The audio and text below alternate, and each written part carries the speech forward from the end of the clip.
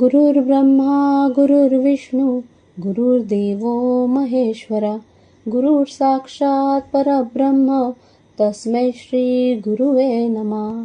गुरुपौर्णिमेला आषाढ पौर्णिमा आणि व्यास पौर्णिमा म्हणूनही ओळखले जाते. थोडक्यात गुरुपौर्णिमा हा सण महर्षी वेदव्यास यांच्या जन्मदिवसानिमित्त साजरा केला जातो, जे वेदांचे विभाजन करणारे ऋषी होते. या दिवशी गुरूंचा सन्मान, त्यांचे आशीर्वाद घेणे आणि त्यांची पूजा करणे ही परंपराच आहे. म्हणूनच काही ओळी लिहिलेल्या आहेत.